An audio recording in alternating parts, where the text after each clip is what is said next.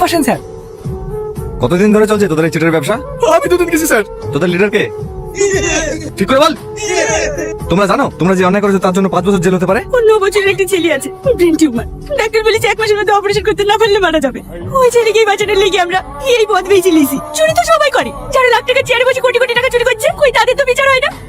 আপনারা বুকে হাতে বলতে পারবেন যে আপনারা চুরি করেন না? আপনারা তো লাখ লাখ টাকা মাইনে পাওয়ার পরেও রাস্তায় দাঁড়িয়ে দাঁড়িয়ে ঘুষলেন। এই মেয়ে চুপ কর। বেয়াদব কোথাকার, তোর কোনো ধারণা আছে কোথায় দাঁড়িয়ে কি বলছিস? সঞ্জয় বাবু, সরি স্যার। যত শাস্তি সব গরিবদেরই হয়। দিদি স্যার, সমস্ত প্ল্যান আমারই ছিল, ওদেরকে ছেড়ে দিন। আর হ্যাঁ, ছেড়ে দিয়েছি, মানুষ ঠকানোর পারমিশন দিইনি। এরপর যদি আবার কখনো শুনি এরকম কাজ করেছো তাহলে আমার থেকে খারাপ আর কেউ হবে না। গো নাও।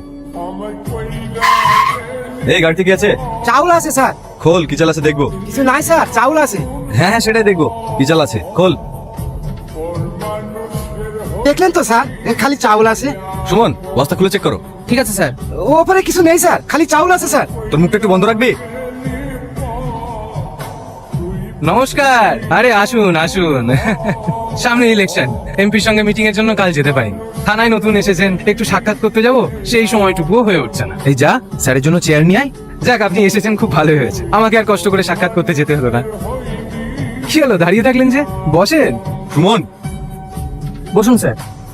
হারামের টাকা চেয়ারে বসে আমি ঠিক শান্তি পাই না, কেমন যেন অস্বস্তি লাগে। তার জন্য আমার চেয়ার আমি সঙ্গেই রাখি। আপনার কিছু মনে হয় না?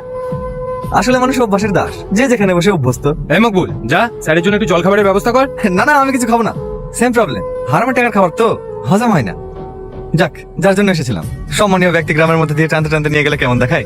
চলেন একটু থানা থেকে ঘুরে আসবেন। তোর বুকরুর হাড়ে দম আছে, কিন্তু আমাকে নিয়ে যেতে পারবি না। দেখেছি, একবার যদি হুকুম দিই, তোর বুকের পাটাটা কুত্তার খাবার হয়ে যাবে। যা, বাড়ি যা। না, আমি যাবো, আমি ওসব কিছু জানি না, আমি যাবো। আচ্ছা আচ্ছা, ঠিক আছে, নিয়ে যাবো, অন্যদিন নিয়ে যাবো, ঠিক আছে। না, আমি আজকে যাবো, বাড়ি গেলে আমার যেতে দেবে না। আচ্ছা ঠিক আছে, আজকেই নিয়ে যাবো। পাগলি কোথাকার। সাহেবের গাড়ি